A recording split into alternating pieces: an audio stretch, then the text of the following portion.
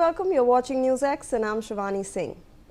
Bangladesh's participation at the ICC Men's T20 World Cup 2026 has turned the tournament's most combustible off-field story.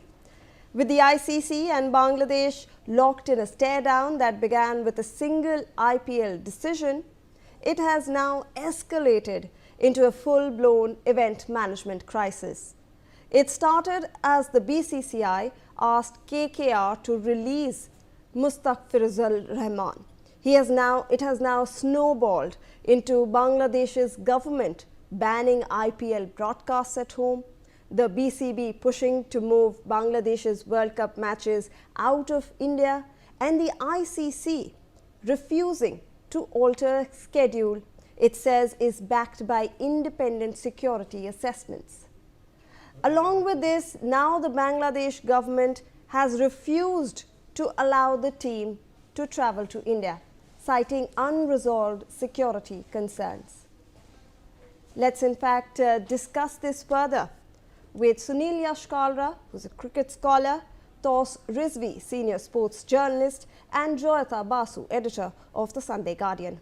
Thank you so much all for joining us on the broadcast. A very good evening to all of you. If I can start with Joyata Basu, ma'am, how are you looking at this entire controversy that has escalated into something that no one thought of? Because this was a very simple issue. It started with the IPL, but now it's bleeding on to the World Cup field. Well, I've said this earlier also. I'm going to say it again. I mean, this is the classic situation where a particular anybody, in fact, it applies to individuals also. It's a classic case of, inferiority complex, at the same time too much ego, or rather let's put it this way, this is a manifestation of a terrible inferiority complex. I mean, terrible situation where they take slight at every small thing. If you are looking at the deterioration of India-Bangladesh relations, this had to happen. So, at one level we are not surprised. The thing is that the problem is that the sheer audacity that these people have, they go around claiming things like, India will start starving if we stop business with them. Apparently, Bangladesh is why India, there is certain businesses.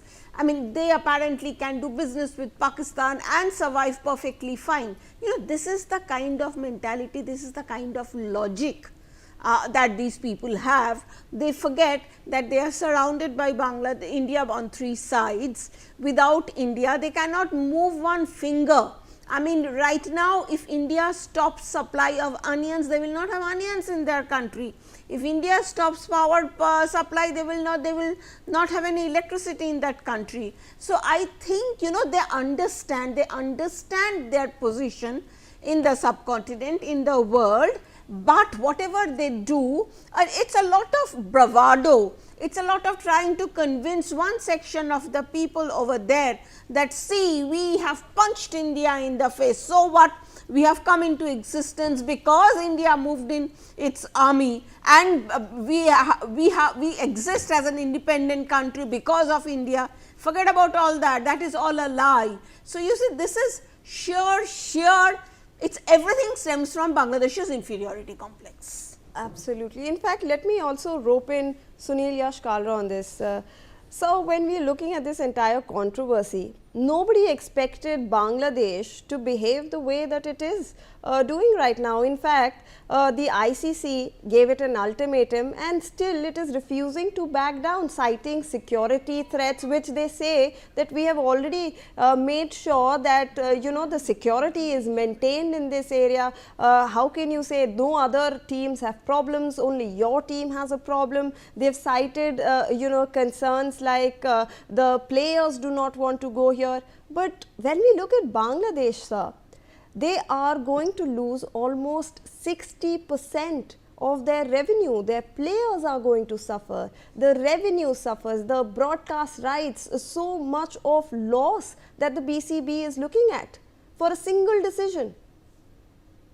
Well, absolutely. My friend Joyata Basu summed it up completely well, very aptly, saying that this is a classic case of inferiority complex. I don't know what is their merit. Okay, complex is one part. What has they done on the cricket field in the last 10 years? I'm failed to understand what is their claim to fame in this particular thing. Second is, the word I heard was combustible. This is a TNT which is about to just explode in the inside of Bangladesh cricket. In my entire thing, if you've seen, cricket has suffered in Bangladesh in the last 10 years. They haven't been there. 1999, they made the, they made their debut. But look at them. They're nowhere. No under 19, no women's cricket, no men's cricket, no legends cricket.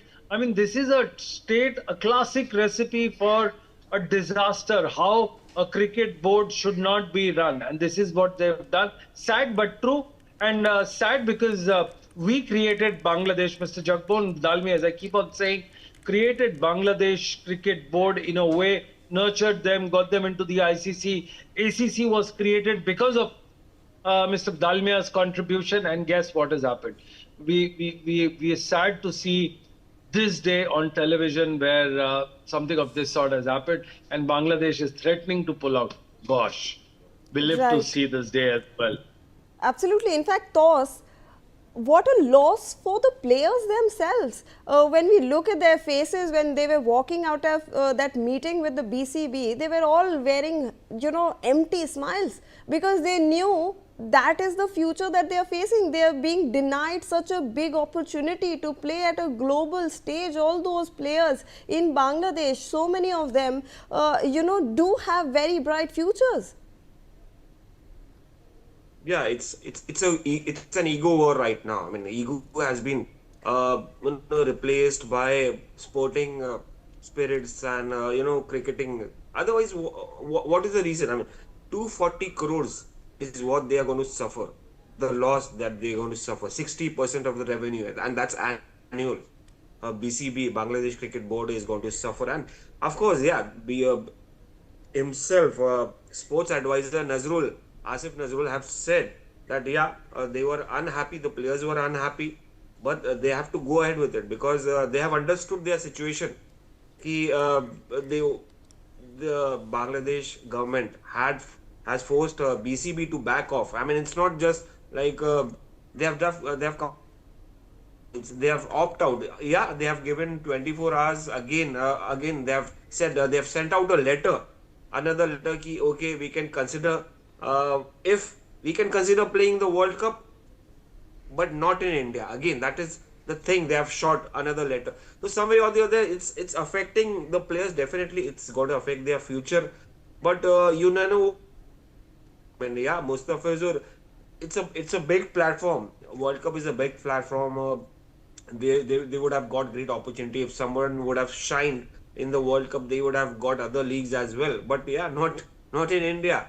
Because like how it started, Mustafizur Rahman, if the BCCI had taken a proper stance not to include Bangladesh players, the matter would not have come so far. I mean, at the last moment when auctions were done, Shah Rukh Khan's team came and picked up on Mustafizur Rahman, and suddenly a politician comes in and starts saying, okay, this is not right, you cannot pick and all, and then the matter goes to BCB. So it started from that Mustafizur controversy. Otherwise, it would have been clear. Bangladesh would have come. Pakistan would not have, chabied them, saying, hey, don't go, we are with you. I mean, yesterday I was in another debate where one of the Pakistani journalists said, I asked him whether, you guys have prompted them to pull out of the World Cup. Will you do the same? Will you support them by pulling out? They said no. We are going to play. Even if BCB pulls out, and BCB has pulled out, Pakistan is playing.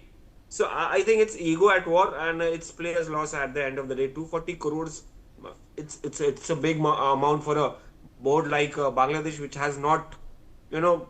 It's a country which is facing unrest. So 240 crores is a lot, like 60% of their annual revenue that we are talking about. In fact, Joyita Basu ma'am, there is this factor of Pakistan also coming into the picture, because they were saying that in the ICC meet that happened, there were only two two teams who were opposing this entire decision, which was Bangladesh and Pakistan. All other teams were in fact supporting that there are no security threats, everything is good to play in India. There was only Pakistan and Bangladesh. Do you think that Pakistan is the one trying to, edge Bangladesh over here? Well, if you are looking at whatever has happened from 2024 August, Pakistan is totally involved, and Pakistan is very much trying to have a say. I mean, Pakistan wants to set up a base in Bangladesh through its terrorists and all, to basically make India's border areas, particularly the northeast, West Bengal, Assam, all these areas, they want to create unrest over here. So, Bangladesh and Muhammad Yunus, given his Razakar, and he basically comes from a family of collaborators. I mean, there is a strong section in Bangladesh which was opposed to the independence, creation of Bangladesh. This is a pro-Pakistan section that is still there, and whatever we are witnessing in Bangladesh right now, it is that section that is in power, and this is that section which in fact wants to wipe out the history of independence. So, you see and history of their language related nationalism. So, and this is what Yunus is also, they all are part of the collaborators who were collaborating with Pakistan. So, it is but natural they would be listening to Pakistan a lot, but these idiots, and I am going to say it on national TV, these are stupid people. They do not understand that Pakistan is far too intelligent for them, because Pakistan will go ahead and play, because they are not going to lose all the money that they will be making from this, or the players and all, but they will egg on Bangladesh, but they will not take the jump. And what Bangladesh will do, the problem with Bangladesh is that, again I am going to say, it is so full of ego, it is so full of ego, they actually believe that they can go one up on India, which is the cricketing giant. I mean, the sport is what it is because of India, not because of Australia, not because of even Australia, England or anything, and it is because of India, and you are just taking literally you are picking a fight with us. I mean, that is so silly. I mean, okay, whatever happened in the IPL, that is IPL, and this is a World Cup tournament. I mean, you cannot even get over that fact, that nonsense, and you think that you are going to oppose us, and what are you going to do? Form an alternate board. Who watches Bangladesh playing? Tell me what is the audience? It is their own Bangladeshi audience. Do you think anyone cares whether the board, the World Cup loses, whatever their population is? I mean, India will make up for that number in one evening. So, what are these people even talking about? And if you have gone through the social media posts and the media reports that are coming, the players wanted to play. It was totally a political decision that the Bangladesh government took, and that is what, and because of them Bangladesh is going to suffer. Bangladesh is likely going to be knocked out of the ICC. It may not find a place back in ICC in a very long time to come. It will have, so as a result of which they will be consigned to playing gully cricket in Dhaka. Absolutely. In fact, Sunil, we also heard that the BCB is still not content. They might go to the ICC asking for a dispute resolution committee on this, because they do not want to listen to the ultimatums. They are not threatened by being replaced with Scotland or some other team. They want to again approach the ICC with a dispute resolution committee. How are you looking at that move? I think it's very childlike, childish, or juvenile, whatever Joyita uses her vocabulary for Bangladeshi cricket, which I quite enjoy, several thousand kilometers away. Just a quick question. I mean, it's well within our rights to say no to it. Zimbabwe said no to a T20 World Cup in 2009 because of the political issues in Zimbabwe at that point of time. Scotland came in as a replacement team. That was all right, but that was 2009. Right now, they're just trying to aim and nip us and trying to just corner us, because the ICC president is the guy who's from India, who's very powerful, who's brought in money, who's grown the game, and is someone who's taking the game to Olympics. Let's face that. Yes, Bangladesh I've spoken to the coaches, the former players, the coaches of the Bangladeshi team. I mean, they are absolutely down and out against this particular thing. They think it's very childish. This is not the way how an international committee needs to be talking about it. But one important question I have to ask on live television: what did Joyita have for breakfast in the morning? Because the choice of words are really strong and very fiery, and they're like the hot garlic tomato chili sauce.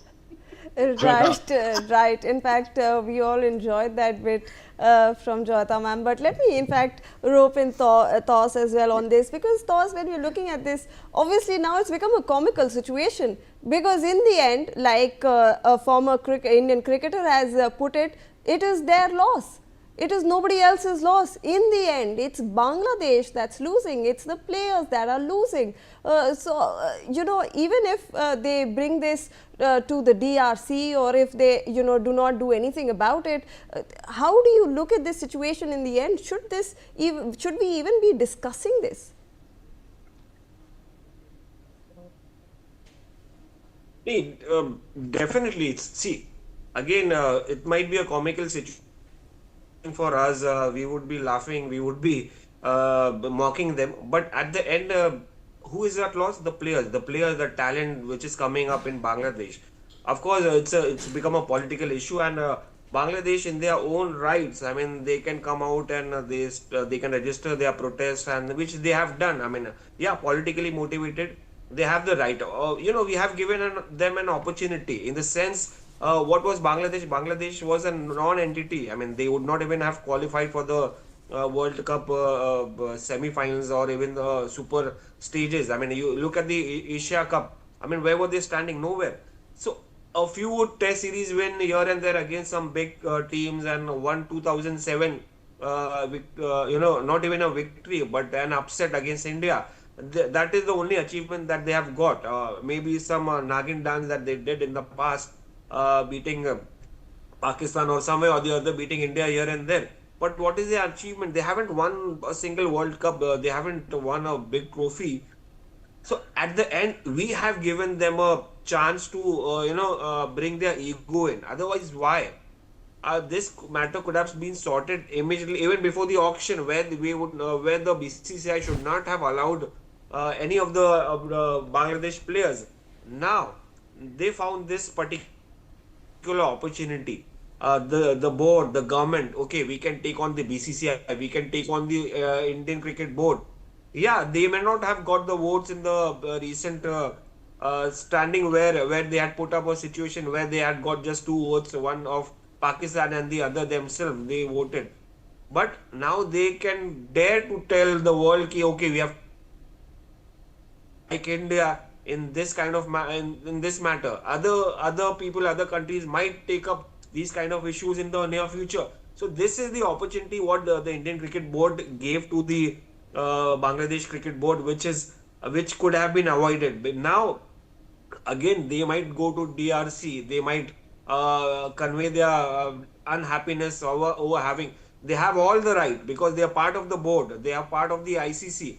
I mean, we cannot just dismiss Bangladesh just like that. Okay, they are just they may not have the results, but they still have that one vote. Even that one vote matters in ICC. So I think it's definitely the loss of players. It's definitely the loss of Bangladesh Cricket Board, their own team, Absolutely. their future. I think But we all again, agree that in the end it's for BCB to introspect on their stand. I think Joyita Basu wants to have one last word. The thing is that, you see, I'm certain we are not afraid of what Bangladesh does or doesn't do. Okay, it is, cricket is what it is. It's because of India. Let us not forget that. Let us give us some credit to ourselves. That's all. Absolutely. In fact, it's for Bangladesh to introspect how much are they losing. I thank you, Sunil Yashkal, Tos Rizvi and Joyita Basu for joining us on the broadcast. With that, we are wrapping up this bulletin.